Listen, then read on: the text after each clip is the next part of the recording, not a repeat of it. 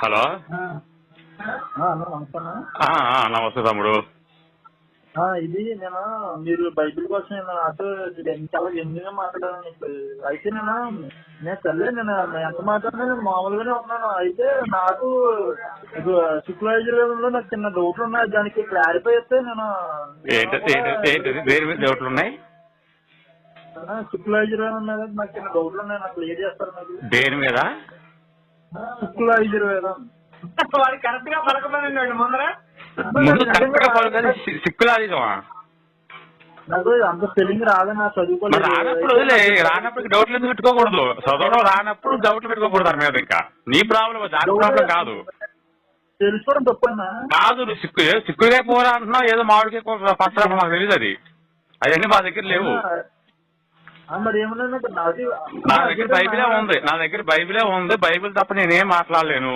నువ్వు సిక్కుడుకాయ కూరలో ఆటుకూసడుతులు ఏం చెప్పలేదు. నాకు ఆ వంట చేయడం నాకు రాదు. అవునన్నా. అయితే మంత్రాలు ఏమన్నా ఆ మంత్రాలే చెప్పాలని మేము కాదు, మంత్రవేత్తల దగ్గర చెల్లు అలా చెప్తారు, నేను చెప్పలేను. మేము కేవలం ఏంటంటే ఈ బైబిల్ గురించి మాట్లాడుతున్నామే తప్ప బైబిల్ బాగా చదువుతా. బైబిల్ బాగా మాకు ఇష్టం. ఈ సిక్కుడుకాయల గురించి ఆటకి మాకు తెలియదు. సరే, ఇంతకీ ఫోన్ ఎందుకు చేస్తావు ఇంతకీ మాకు? అదే ఈ మంత్రం కోసం ఏ మంత్రం? కొంచెం కరెక్ట్ గా చదువు. ఏ మంత్రం అది? మంత్రం కరెక్ట్ గా చదివితే నేను చెప్తాను. ఓం ఓం తోం తాం తం భోం భూం వష్. అదే మంత్రం అదే. చెప్పు. అంధకారమును అధిగమించి ఆ మహాపురుషుని రూపమును తెలుసుకున్నాను, అతని తెలిసిన వాడే మృత్యువుని జయించగలడు. తెలుగు రాని మంత్రం కాదురా సన్నాసి అని. తెలుగు రాని మంత్రం కాదురా సన్నాసి. మంత్రానికి తెలుగు తేడా లేదంటారా నీకు? మరి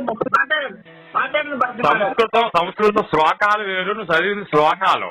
నువ్వు చదివేది శ్లోకం కాదు, చదివింది నువ్వు చదివింది తెలుగు. అందగాడు అంటే తెలుగు. అది శ్లోకాలలో వేరుగా వస్తుంది, సౌందర్యంతో వస్తుంది. అది మంత్రం వేరు. మంత్రం అంటున్నావు. ఇక్కడ 31 అధ్యాయం 18 ఉన్నాయి, 38 ఉన్నాయి, 28 ఉన్నా నువ్వు సరిగ్గా అదేంటి చెప్పు. శ్లోకమా, మంత్రమా, స్తోత్రమా, అదేంటి చెప్పు. సంస్కృతంలో చదువుతున్నావా, తెలుగు చదువుతున్నావా? శ్రీమన్నాంధ్ర వచనం శ్రీమన్నాంధ్ర వచనమా? శ్రీమన్నాంధ్ర వచన ఏది ఆంధ్రాలో? శ్రీమన్నాంధ్ర ఎక్కడున్నావు? ఆంధ్ర తెలుసు నాకు. శ్రీమన్నాంధ్ర ఎక్కడుంది దాంట్లో? ఇదిగో ఉందన్న శ్రీమన్నాంధ్ర వచ్చిన శుక్ల యజుర్వేదం వాళ్ళు చదివేది. శుక్ల యజుర్వేదంలో సంస్కృత చదువు. అంధకారమును అధిగమించి ఆ మహాపురుషుని రూపమును తెలుసుకున్నాను, అతనిని తెలిసిన వాడే మృత్యువును జయించగలడు. జ్ఞాన్యపంద విద్యతేయనాయ అది తప్ప అనుసరించడానికి అన్య మార్గం లేదు అనుకున్నా. జామ పండు విద్యతే నాయత. నీకు సరిగ్గా రావట్లేదు, అదే నేను చెప్తాను. జామ పండు విద్యతే నాయత. జామ పండు అంటే ఏంటి? ముగ్గినప్పుడేమో పచ్చిగా ఉంటది, ముగ్గక ముందేమో కొంచెం బాగా మెత్తగా ఉంటది. అది జామ పండు జాయతే అదని అన్నమాట దానికి. అది జామ పండుకి మంత్రమేనా లేకపోతే శ్లోకం అంటారు, మంత్రం అంటారు. తెలుగు చదివింది, శ్లోకం కూడా కాదు. మళ్ళీ చదువు.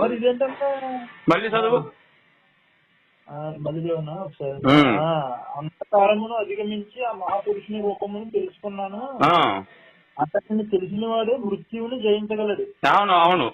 తర్వాత నాణ్య పంద విద్యతే యానయ అది తప్ప అనుసరించటకు అన్య మార్గం లేదు.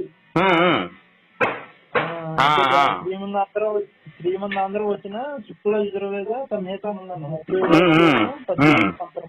అదే మీనింగ్ ఏంటి అని.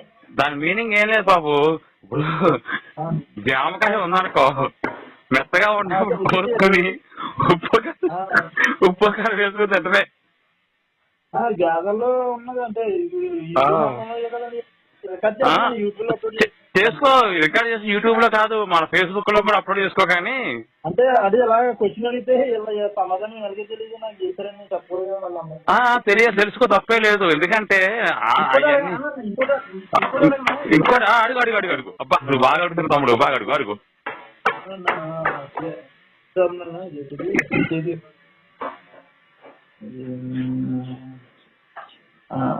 సంకోరు నరకాలేవ సంకోరు మరకాలేదా? ఓకే.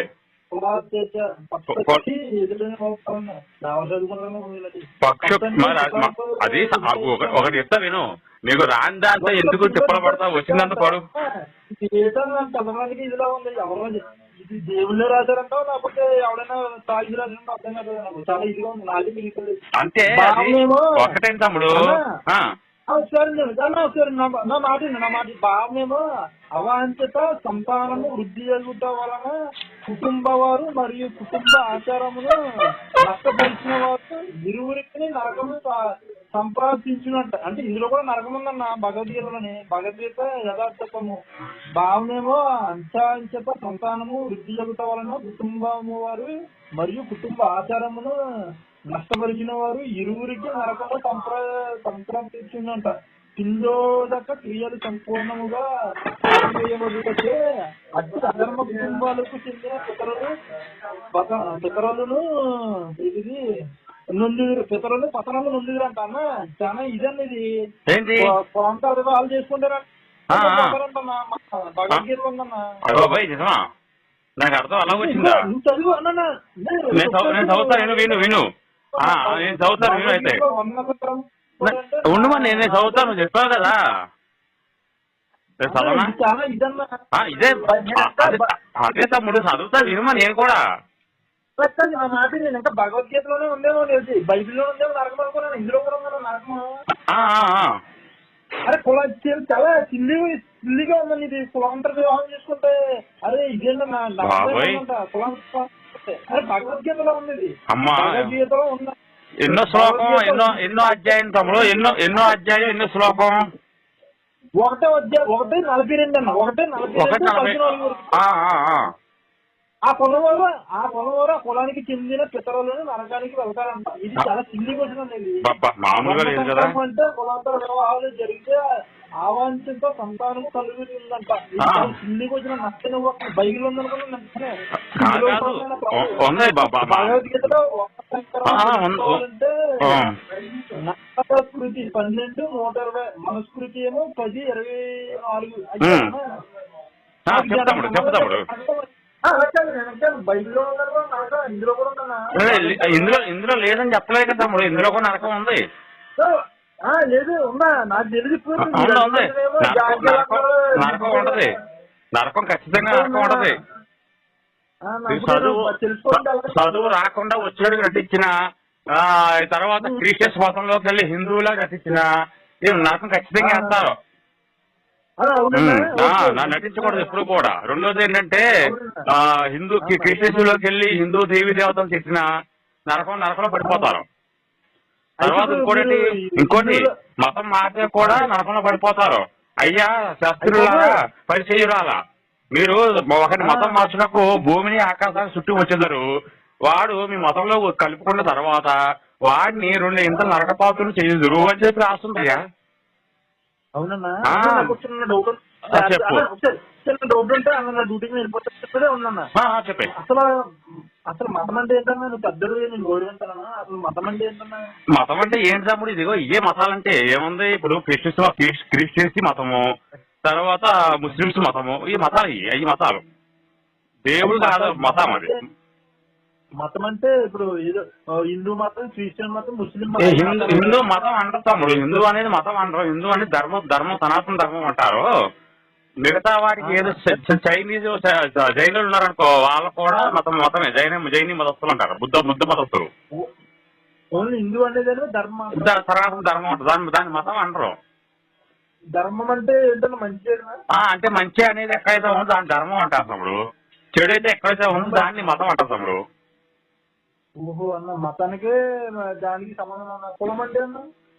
కులం అంటే కులాలు అనేది ఇప్పుడు వచ్చేసి తమ్ముడు. అప్పుడు మన సనాతన ధర్మంలో కులాలు లేవు తమ్ముడు, వర్ణాలే ఉన్నాయి. వర్ణ వ్యవస్థ. వర్ణాలంటే వర్గాల టైప్. వర్గాల టైప్, అంతేగాని అది మరి- కులాల లెక్కలో రా తమ్ముడు.